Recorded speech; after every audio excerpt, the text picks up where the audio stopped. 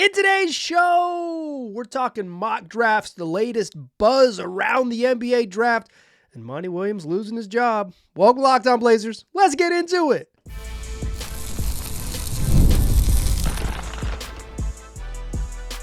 You are Locked On Trailblazers, your daily Portland Trailblazers podcast, part of the Locked On Podcast Network. Your team every day.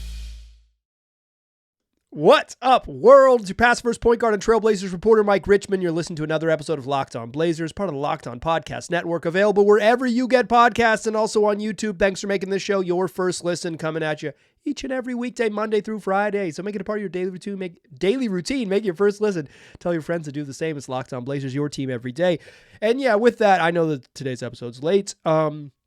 You are listening to Wednesday, June 19th episode, and I'm recording it at like 8 p.m. That's about 24 hours later than normal. You're still going to get 5 shows this week, but life gets in the way, and Tuesday night I was unavailable to record a podcast. But like I said, there's still going to be 5 shows this week. You are listening. This is Wednesday show. It's going to come out late Wednesday evening, or if you're on the East Coast, Thursday morning.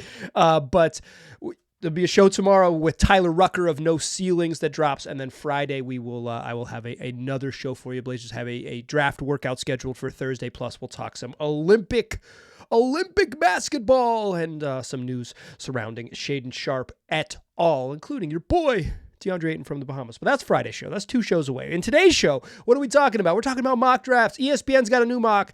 Bleacher Report's got a new mock. And instead of beating you over the head with here's who they say they're going to take, I'm still going to tell you that information. That'd be weird to withhold that type of stuff. But there's some good reporting in both of these stories, listicles. Like, I don't know what they are. They're designed as a list, mock drafts with some intel from NBA draft veterans, Jonathan Givony and Jeremy Woo of ESPN and John Wasserman of Bleacher Report. We'll start with ESPN's. We'll move on to Bleacher Reports, and then at the end of the show, we're going to talk about Monty Williams, who lost his job today. A labor pioneer, Monty Williams, and I want to connect it back to some thoughts I have about the Blazers and Chauncey Billups and their coaching situation in general. Let's start with ESPN's. If you're an everydayer, if you're a regular listener, if you're everydayer, you're probably missing the program today. Say, Mike, where were you? I know, I'm sorry, I feel bad about it, but I'm here now. But if you're an everydayer, you know that I think ESPN's is the best. It's maybe not the best, like who are the best players, right? Like the prediction of who's going to. I think some mock drafts, they aim to say, listen, I don't have any intel, but I truly believe this is the best player, and I'm going to put him at 6 because I think he's the best player available at 6. ESPN is more like it's the prognostication version of a mock draft. Like, they really are trying to get the picks correct. Here's what we think a team will do based on our intel. That is absolutely their approach. They've been really good at predicting the Blazers picks in the Joe Cronin era, at least their lottery level picks. The Blazers have 2 lottery level picks. It's important to pay attention. I don't think it's like this is exactly what they're going to do because ESPN wrote it, and I don't think you should treat it like that, but you should say, this has some predictive power. We'll get into it in a moment. The ESPN has the Blazers taking Donovan Clingan at 7, Jacoby Walter at 14 in the second round, Cam Christie and Melvin Ajinça. But before we get into the picks themselves, I think there's some interesting reporting here in this one that I think is worth getting into, including what is Atlanta going to do if you're able to remember.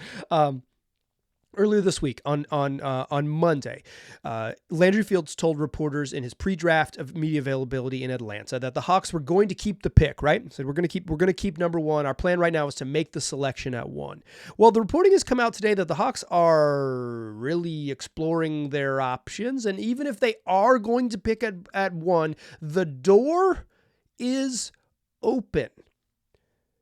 The Hawks have worked out, according to ESPN, Reed Sheppard, Donovan Clingan, Cody Williams, Ron Holland, Matas Buzelis.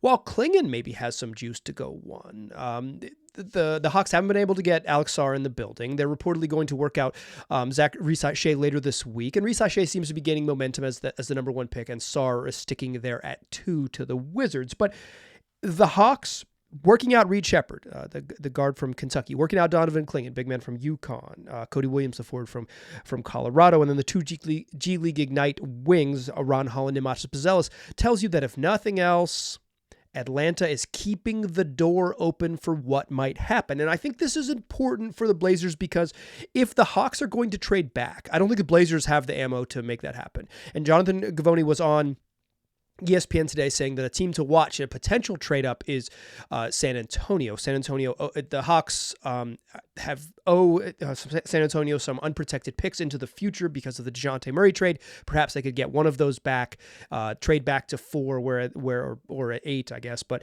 trade back to 4 where San Antonio is. San Antonio gets whoever they want at 1, gives up one of those picks and moves forward, and that could maybe get it done. But there's some skepticism whether San Antonio would even want to do that, because why just let Atlanta be bad and get great picks into the future. But the Hawks have at least considered that. They've been working out guys like Shepard and Williams and Holland and Buzelis, who are not number 1 overall picks, who are trade back guys. One of the things, though, when you have the number 1 pick, it's easy to get people in the room. It's easy to get them in the building. You can say hi, we have the number 1 pick and we'd like to work out your client. An agent says, we would love to be there, because that's how it works. It's just very different. As you get further down the board, it's harder to make it happen.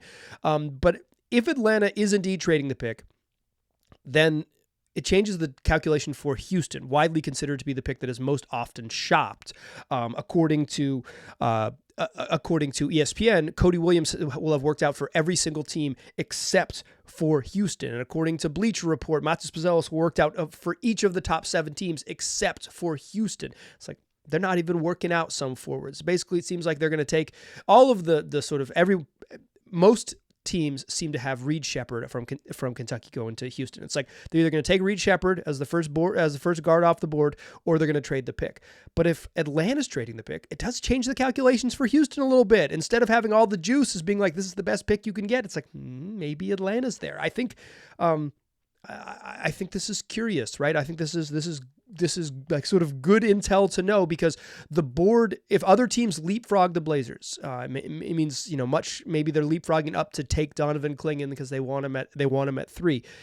If not, if no one leapfrogs up to 3, there's a much stronger chance that he's available at 7, depending on what probably Charlotte does, and potentially Detroit. I think they could do whatever the heck they want. With a new coach yet to be named and new front office, they could do whatever the heck they want. I think nothing is set in stone there, although it would be they have young centers.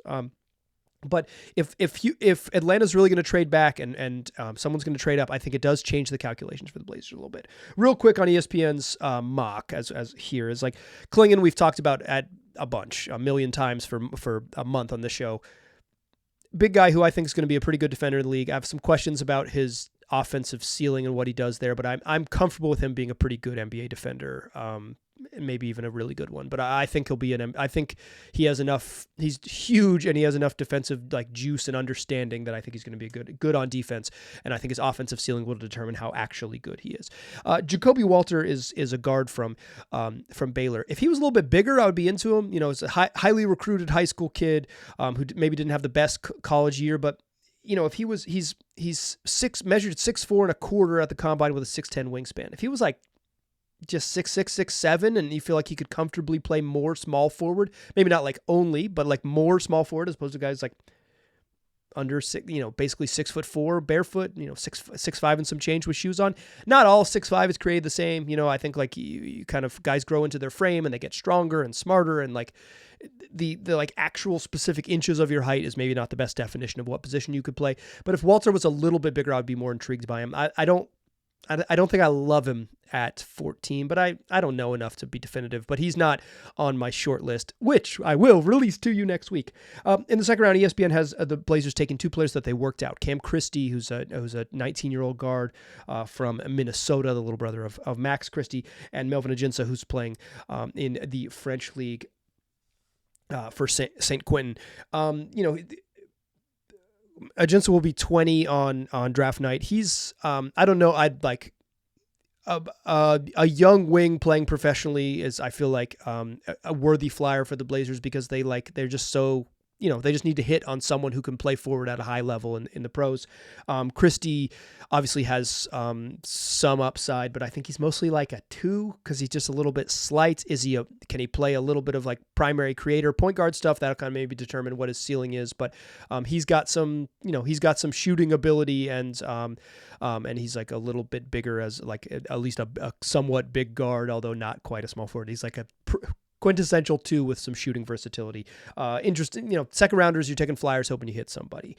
Let's talk the Bleacher Report. mock drafts, because I think there is some reporting there from Jonathan Wasserman, who's a veteran of the game in the mock draft, in the NBA draft world. There's some nice tidbits in there from Bleacher Report that kind of give us a more well-rounded picture of what could be coming. That's what we'll do in the second segment. Join me there, won't ya?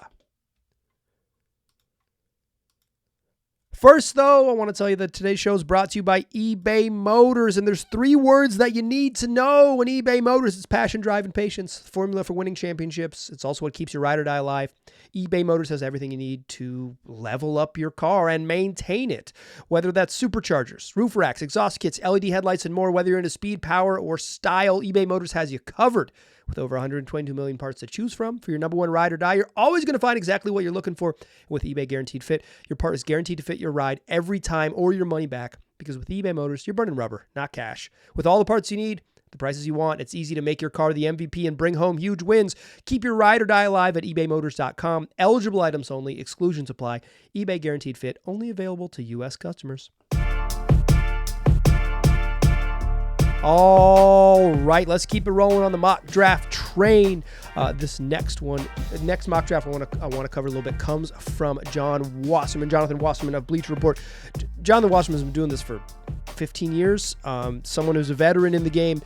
He has maybe not had the predictive power of ESPN in terms of who's going to go where, but someone who has intel that I trust, and I'll share it with you because I trust it. Some interesting things with Wasserman that I mentioned. One, the Cody Williams worked out for everyone in the top 10 except Houston, and Wasserman says, like, if anyone's going to jump up into that top 5 and surprise, and maybe a team is a trade up target in the 3 range with Houston, Cody Williams could be that guy.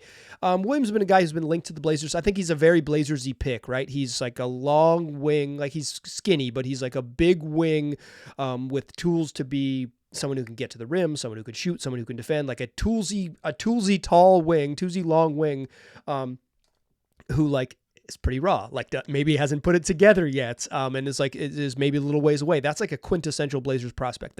Joe Cronin is on the record, and he loves the upside swings, and I think Williams is that, albeit like his floor is down there. I think that is one to know. The other one's just like, what are the teams right in front of the Blazers going to do? And Wasserman has some reporting here too. Reportedly, Rob Dillingham, who has been out with an ankle injury, this is according to ESPN, is going to work out with San Antonio and Detroit this week. San Antonio's at 4. They also have 8. Detroit is at 5. They've got some other guards, but like they can do whatever they want with a new front office. They can do whatever they want. Nothing is sacred with the Pistons. So like those are some names to keep an eye on. Both ESPN and the Bleacher Report have the same top 3. Zach Rees-Sachet going 1, Alex Sarr going 2, Reed Shepherd going 3. I don't know if that's just like, if that's okay, hey, this looks like we're getting a little more solidified draft order from the people who are in the know, or just kind of the strangeness of groupthink that sort of formulates and coalesces this time of year. But as you get further down the board, Jonathan Wasserman reports that Dalton Knecht has gotten strong interest from the Charlotte Hornets. And I think that's telling, right? Because I think Charlotte is a team that could go in a bunch of different directions, right? LaMelo Ball is a big enough point guard that they could take another guard. Obviously, they could take other forwards because it's like they have Brandon Miller, but it's like, who knows what's going to become of Miles Bridges, and like they're just so light on depth, right, that they could take a forward. They have Mark Williams, a young, intriguing big man, but like he had trouble staying healthy this season. And is he good enough that you wouldn't, if they really like Donovan Clingan, would they not just say like, sorry, this is kind of the nature of being a bad team and team building. They also have new ownership, new brain trust, like totally new decision makers. What do they do? Much like Detroit, with a totally new plan. It's even more new in Charlotte. They could go any direction. This idea that like these teams wouldn't draft a center and that Clingan would fall to 7 with the Blazers, it has some truth to it because you look at the rosters, but I don't think any of these teams are beholden to what's next. But if the whispers are true, and from that Wasserman is hearing and reporting here, that Dalton Knecht has strong, that Charlotte has strong interest from Knecht, I think that's telling, right? Like I think because he fits. They could use some more shooting. He's got some downhill skills and things like that. And he would immediately come in and be helpful and make them a little more like competent because his skill set would fit what they need with spacing on there. And it would give, Brandon Miller more chance to sort of operate in the mid range, which he likes to do. More spacing for LaMelo Ball around a pick and roll with potentially Mark Williams. Connect is the sort of like, if you're just looking at like what young piece don't they have yet? Like a 2-3. I think he's probably like height of a 2 guard, but maybe speed to guard, probably need to guard forwards in the future. But he could surprise me when he gets to the pros about what positions he could play. But role is more important than positions. And his role is like someone who's mostly an off-ball guy, but when needed can bring some on-ball juice. And the Hornets could use that. If Connect is the guy there, that opens up a lot of space for maybe the Blazers to be players with 7 with Klingon. There's been a lot of smoke, and why I mentioned a bunch, there's a lot of smoke with Klingon to the Blazers. A lot of ESPN kind of saying the Blazers would be ecstatic. The Blazers would be thrilled if Klingon was there. ESPN has Klingon as the number 3 prospect on their board. Their folks really like him. Their service really likes him. I don't think I have a strong opinion whether he is better than any of the forwards, but I think I am more comfortable with like his floor than I am with, say, a Cody Williams floor. But floor doesn't matter for the Blazers. You're drafting for upside. And if you look at Wasserman's mock, you kind of get the mix of upside and floor that I think I'm starting to lean towards as the way to do it. Cody Williams at 7, Tristan da Silva at 14. I like this idea because Cody Williams is a swing, right? Like if he hits, he's a really intriguing, he's like, obviously he's like super skinny. So his frame fills out and he hits, his shooting is real. He becomes like a more aggressive shooter, more willing shooter. As the volume ticks up, the efficiency stays there. He's a pretty good slasher to the rim. He's got great defensive versatility, at least in theory. He's a 3-and-D wing with some on-ball creation juice. That's exactly what they need. If he doesn't hit, it's like, what kind of role player is he?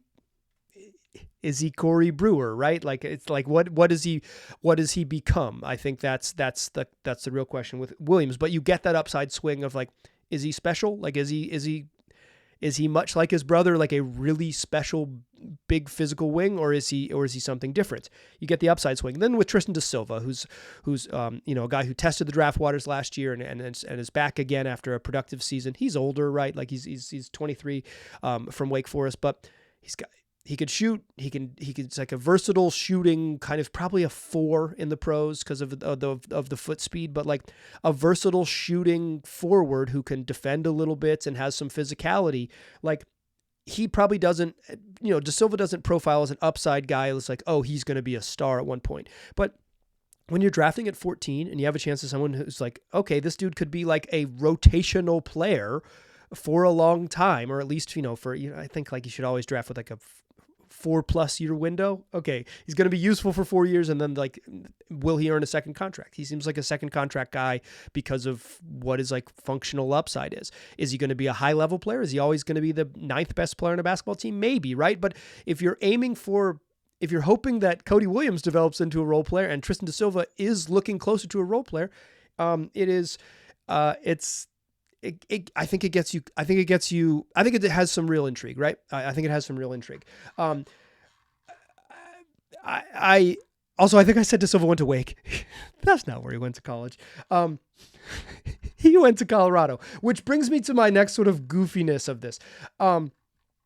Is there a world in which drafting college teammates is the right move? I don't know. It has a real Raymond Felton, Sean May part of it. Sean May, Raymond Felton to the Bobcats feel to it. I think, I don't think it's an issue, but it's a weird draft if you draft 2 forwards from the 3rd best team in the Pac-12.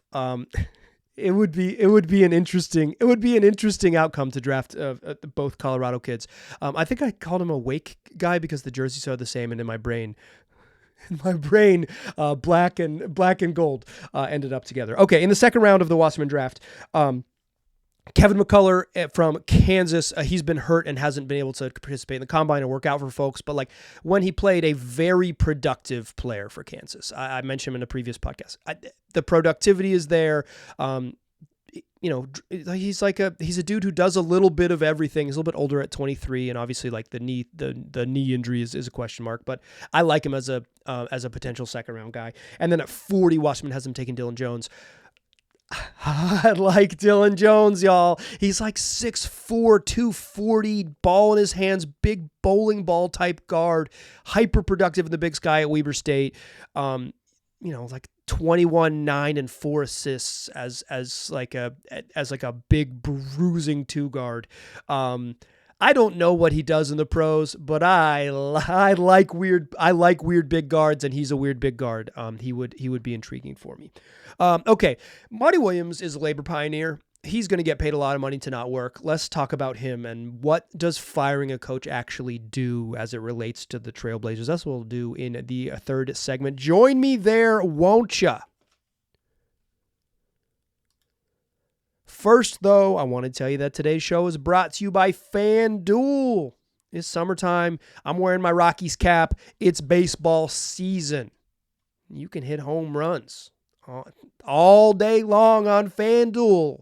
Crush a double to the gap even. Right now, new customers get $200 in bonus bets with any $5 bet on FanDuel. That's $200 you can use to bet on everything from Nerfies to who's going to hit the next home run to the over-under in the first 5 innings of the game to number of strikeouts any pitcher has to whatever you want.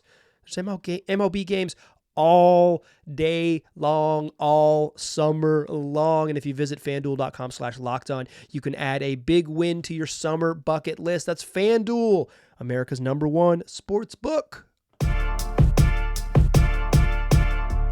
Still a pass first point guard. I'm still Mike Richmond, and you are still listening to Locked On Blazers. Okay. Monty Williams got canned today. The Detroit Pistons, after hiring Trajan Langdon, famously lost the 1999 NCAA championship. Shout out to the UConn. Trajan Langdon takes over. He eventually fires the coach. They fired the GM with a new front office. They eventually fired the coach. Detroit's heading in a new direction, and typically when someone new in the front office takes over, they head in a new direction. Importantly, not something that necessarily happened here in Portland.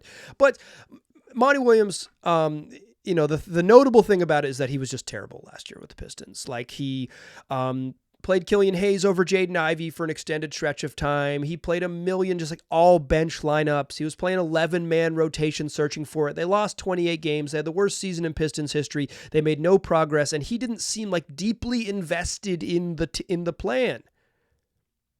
But he was still owed $65 million over the remainder of his contract. That's a lot of money to send packing. But the Pistons, with a sign-off from their owner, says we'll pay to get rid of him.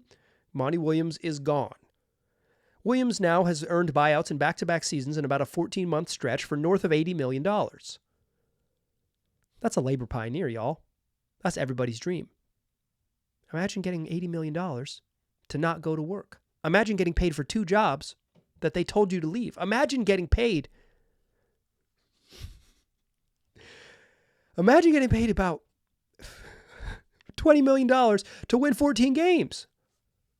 It's a good gig. It's a good gig. Monty Williams' coaching contract reset the coaching market. Everybody had, like, the coaches were making, $5, $6, $7 million a year. $10 million was the high end. Williams all of a sudden gets an average annual value of like 16. Now that's what the going market for good coaches. Congratulations to him, a labor pioneer. Reset the coaching market and then lost a job that he didn't want and gets paid to not do it. But when coaches get fired, the thing that happens is my friends text me and they say, "When's Chauncey getting canned?" And I say, I don't think that's happening anytime soon. Chauncey Billups has made it pretty clear that he would like to be a coach of a competitive basketball team. He said as much at the Blazers exit interviews. At least he was, if not actively courting, allowing himself to be courted by certain Suns players for a job in Phoenix that was going to another coach. I don't think he's long for this job, but the Blazers, Joe Cronin's made it clear that Chauncey Billups has the support of the franchise, at least for now, and they don't plan on changing things. They also got rid of Billups's head coach and got rid of and one of his assistants, which is his little brother. It's a rocky world, right? In for the Blazers coaching staff, and they've yet to hire any of the assistant coaches. I have some other thoughts I'm not going to share here, but like, it's been a rocky run for this stretch. And Billups has done a bunch of losing during his 3 years. I think unequivocally he's not a very good coach. I think he's kind of fine on defense. They've been creative. I think they do some different stuff. I think he handled the Scoot Henderson situation okay in terms of like doling out playing time. But I don't think he's put his team in a position to overachieve. I don't think he's ever gotten more than the sum of his parts out of his rosters. He's had some bad and injured rosters, and what he's ended up with is some bad records. I think the first year, particularly, Billups had like a totally competent roster and an injured Damian Lillard, and they just were awful. But it was his first year coaching, and it felt like he got a pass. The last 2 years, he's just like, I think he's just not a creative enough offensive coach to maximize what they have. And, you know, I think he's an okay defensive coach, and I think he's just not very good at this. That's fine. There's plenty. It's not that big of a deal to have someone who is not a particularly good coach leading a bad team. And that brings me back to Monty Williams. There is no one, Brad Auerbach, whoever you want to bring in, Eric Spoelstra or anyone back from the dead. John frickin' Wooden could come back and coach the Blazers. Jack Ramsey could come back and coach the Blazers. You're not going to make this team a magic playoff team. Talent wins, and the Blazers are light on talent. But better coaches could improve the situation. And I think here's the difference that I see with the Monty Williams situation in Detroit and the Blazers situation here. Williams was like actively detrimental to a young team searching for what was next. He was hired last year to coach a rebuilding team, and he was clearly maybe not invested in it, and then like had a wacky approach to doing it. Did some things that were detrimental. Terrible lineups, terrible utilization, not playing your young core enough together, starting a guy for a bunch of the year that they ended up waiving, like outright, and Killian Hayes, like just all weird business. I do not think that Chauncey Billups is like poisonous to the Blazers. I don't think that at all. I think he's just not a very good coach. And you're gonna like, if they were to bring anyone in, they would be maybe a little bit better.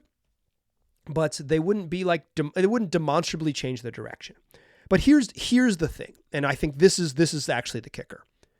The best thing you can do with a young team is play with purpose. And coaching, like, while I don't think Billups is going to poison the well or anything, I think that it would be more valuable to get someone to coach with the purpose of what is next. Maybe that's Billups, right? Maybe he coaches his ass off this fall and like earns a new contract and all those things. I don't think he's going to do that. I think he's going to coach out a lame duck year and end up, on the looking for a new job next summer and quickly get hired as somebody's lead assistant and go on from there, or whatever, an assistant coach, and go on from there if that's what he wants to do. I think Billups would get hired in the league relatively quickly if he wanted to coach again. But the reason that you fire someone isn't because change is positive in and of itself, right? The Pistons are going to be bad next year too, right? They're going to win. They're going to go from 14 wins to 23, right? They're going to win 9 more games, 23 victories, baby, only 59 losses. Like it's not going to change that much. And even if they win 20 games, like it's like the point of changing coaches is to play with purpose and direction about what moves forward. And I think what the Pistons did is they're going to have a chance to choose a direction and choose a coach that is married to that direction and move forward. The question with the Blazers is their coach married to the direction? I don't think the Blazers are in a worse spot with Billups necessarily, like in a grand sense. They're probably in a little worse spot because I don't think he's very good at coaching. But like, I don't think they're in this like holy worse spot than they could be. But teams that move with purpose and swift purpose, okay, this isn't working. We've identified a thing that isn't working for us. What can we do to maximize our direction in the future? Maybe not wins in 2024, 2025, but a purpose and a system and a sense of where you want to go and how you want to get there.